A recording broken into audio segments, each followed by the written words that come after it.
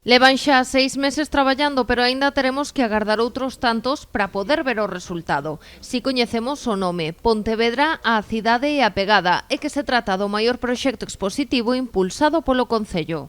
Ben, é unha exposición inédita que está producida en Pontevedra, que é unha cidade con un esplendoroso futuro, pero que hai que ter en conta sempre o pasado e que toda a memoria histórica da cidade forma parte indivisible, non, dun futuro que queremos que sea o mellor posible, non?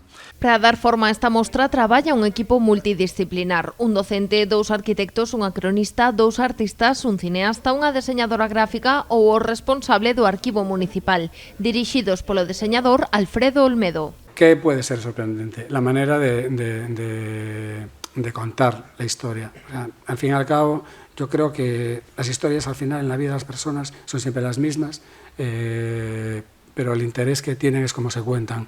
As partes visual e gráfica terán un gran protagonismo nesta mostra que analizará a historia máis recente de Pontevedra e a pegada que deixa a cidade nos seus habitantes e viceversa. Terá 4 eixos: o río, a infancia, as personaxes e as figuras e a arquitectura e o urbanismo, co foco no século pasado. Una parte que tiene que ver con un aspecto que es más, digamos, singular, que es esa arquitectura que forma parte de la época del desarrollismo, que son los años 60 y 70, que hay una serie de edificios en Pontevedra que nos parecen que tienen mucho interés, se sostiene en un hilo conector toda la trayectoria de la exposición, que es la mirada de la infancia y cómo la infancia conforma su mirada en función del espacio en el que habitamos. Ata 15 entidades participarán na exposición doando material dos seus fondos, entre eles o Museo de Pontevedra, o Arquivo Provincial, a Banca, o Instituto Valle Inclán ou o Diario de Pontevedra.